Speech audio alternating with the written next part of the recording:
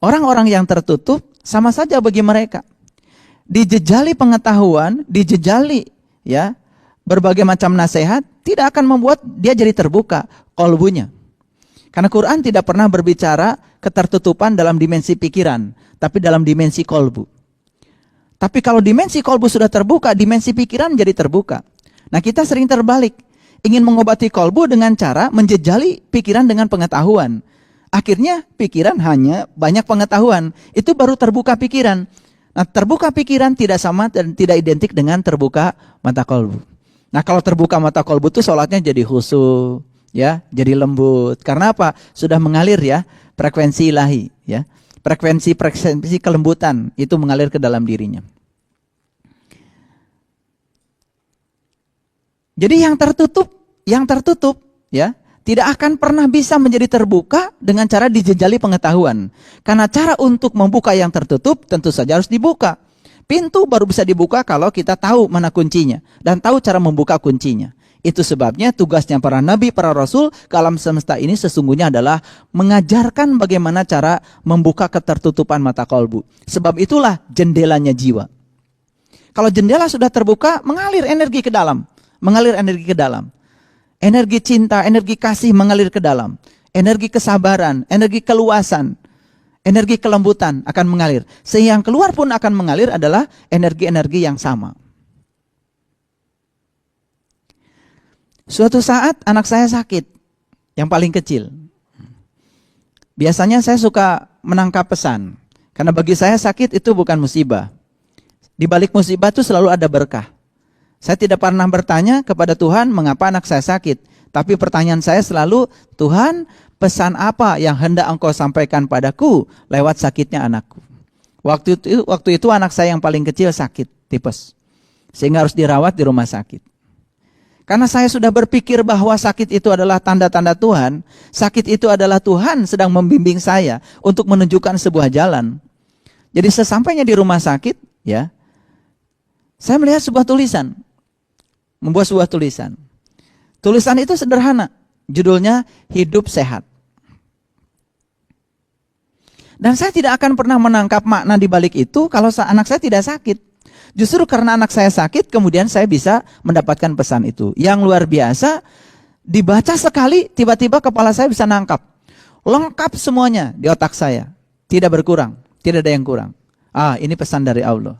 Jadi kemudian saya masuk kamar dan cerita sama anak saya. Ternyata sakitnya kamu itu memberikan pesan yang luar biasa bagi ayah. Tentang apa? Tentang hidup sehat. Ternyata hidup sehat itu hurufnya ada 10. Hidup itu 5, sehat 5.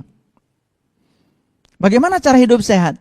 Yang pertama, haknya, hati selalu gembira. Makanya kegembiraan selalu akan membuahkan kesuksesan.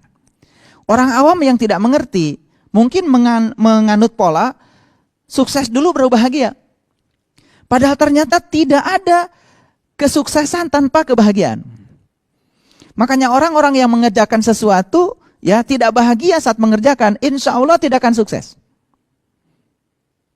Makanya lakukan sesuatu dengan senang. Karena apa? Ketika kita melakukannya bahagia, di depan mata kita ada kesuksesan. Tentu saja kata sukses pun harus diterjemahkan lebih dalam lagi. Karena sukses itu bukan berhasil mencapai apa yang kita ingin. Mungkin seseorang mengatakan saya sukses. Karena apa? Saya bisa mencapai karir yang tinggi. Saya bisa memiliki deposito yang banyak. Saya bisa memiliki harta yang berlimpah. Tapi pada saat yang bersamaan, mohon maaf, ya, hubungan antara anak, suami, istri mungkin tidak pernah baik, ya. Karena apa? Saat ayahnya pergi subuh, anak masih tidur. Saat ayahnya pulang malam, anak sudah tidur. Apa itu yang disebut dengan sukses? Makanya definisi sukses bagi setiap orang mungkin berbeda. Ada yang mengatakan bagi saya sukses adalah merasa berkecukupan dari dalam. Itu sebuah kekayaan yang luar biasa. Merasa berkecukupan dari dalam itu bisa dialami oleh siapa saja. Justru ada banyak orang yang kemudian dengan hawa nafsunya tidak pernah merasa berkecukupan dari dalam, maka selalu merasa kekurangan. Perasaan kekurangan itulah sebenarnya yang menyebabkan dia terus mengejar. Apa yang mau dikatakan sukses dengan yang seperti itu? Lebih tinggi lagi, sukses manakala hidup kita sesuai dengan yang Allah mau. Karena semua manusia yang lahir ke alam dunia ini direncanakan oleh Allah untuk tujuan Allah. Dan setiap kelahiran untuk tujuan yang berbeda. Manakala kita menemukan tujuan Allah dalam kehidupan kita, lalu hidup berdasarkan tujuan Allah, menurut saya itu yang sukses yang sebenarnya. Jadi ukuran sukses itu kadang-kadang luar biasa, beda-beda. Jadi yang pertama apa? Kalau ingin hidup sehat, yang pertama hati selalu gembira. Dan bagaimana hati selalu gembira? Hati ini tidak mungkin gembira kalau kita tidak punya pemahaman terhadap hidup. Bagaimana mungkin seseorang yang disakiti oleh orang lain kemudian gembira? Kan nggak mungkin kalau tidak ada pemahaman. Tapi begitu dia memahami, Tuhan, aku yakin dia yang sedang menyulitkanku, itu adalah tangan Engkau yang sedang membesarkanku. Maka dengan senang hati dia bisa menerima kenyataan itu. Disitulah mungkin hati kita mulai gembira. Karena apa? Ada pengetahuan yang menggembirakan hati. Kuncinya di mana? Di pikiran. Saat pikiran memandang kehidupan yang semacam itu, apa yang terjadi? Pikiran tidak akan menyedot 20% dari energi yang ada di dalam tubuh. Bahkan pikiran bisa menyumbang energi lebih banyak lagi pada tubuh. Makanya lihat orang-orang yang energetik dalam hidupnya. Karena sudah bahagia, selalu bergairah. Bahkan tidak kenal lelah. Saat melakukan sesuatu fokus, sukses, energetik. Saya tidak mengatakan energik ya. Karena energik itu nggak ada dalam bahasa Inggris. Kita kan suka mengatakan, aduh orang ini energik banget. Itu kata-kata yang salah. Dalam bahasa Inggris ada juga energetik, berenergi. Energetik itu artinya berenergi. Pikiran yang bahagia bisa menyumbang energi. Pikiran yang dirundung oleh kesedihan, kebencian, menyita banyak energi. Pilihan kita cuma satu. Kita mau menyumbang energi atau kita mau menghabiskan energi. Pilihan ada pada kita. Jadi satu, hati selalu gembira. Bagaimana menciptakan hati yang selalu gembira? Dan hati yang gembira ini milik siapa? Ternyata ya, banyak orang mencari kegembiraan itu keluar dari dirinya. Padahal saklar kegembiraan, saklar kebahagiaan ada di dalam diri kita. Lampu yang di rumah kita akan mudah dinyalakan manakala kita tahu di mana meletakkan saklarnya. Begitu saklarnya dipencet, langsung lampunya nyala. Kalau saklarnya tahu. Nah sekarang coba perhatikan. Kalau saklar di rumah kita disembunyikan di tempat yang kita pun tidak tahu. Bagaimana mungkin kita bisa menyalakan lampu? Letak saklar pun, alamat saklarnya kita tidak tahu.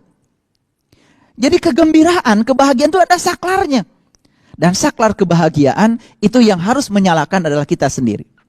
Perhatikan, ketika saklar diletakkan pada orang lain, saat orang lain pergi, sulit kita menyalakan kebahagiaan pada diri kita. Contoh, ada orang yang meletakkan saklar mungkin pada pasangan hidupnya. Saat pasangan hidupnya pergi dari dia sulit menyalakan saklar kebahagiaan karena apa? Karena saklar dibawa oleh pasangan hidupnya.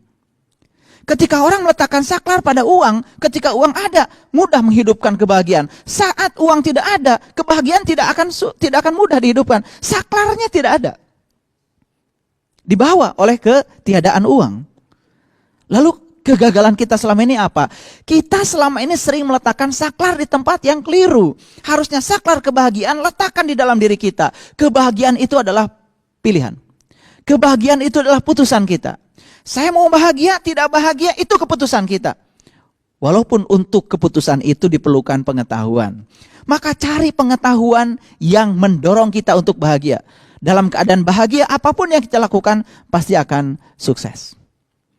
Saya sering cerita pada mahasiswa saya, kalau kamu belajar fisika tidak bahagia, tidak akan sukses. Kalau kamu mengerjakan tugas-tugas dari saya tidak bahagia, kamu tidak akan sukses. Karena syarat untuk sukses harus bahagia melakukannya. Makanya saya sering mengatakan, temukan bakatmu dan lakukan sesuatu sesuai dengan bakatmu, dan saat kau melakukannya, kau akan melakukannya dengan bahagia, kesuksesan di depan Anda. Dan itu akan membuat seseorang menjadi sehat. Aneh kan? Kita kuliah di jurusan yang salah, kemudian kuliah menjadi stres. Kenapa? Karena saat kita belajar, kita tidak bahagia, tidak happy dengan jurusan yang kita ambil.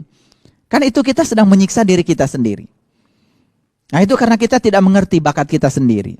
Jadi yang pertama, hati selalu gembira. Bagaimana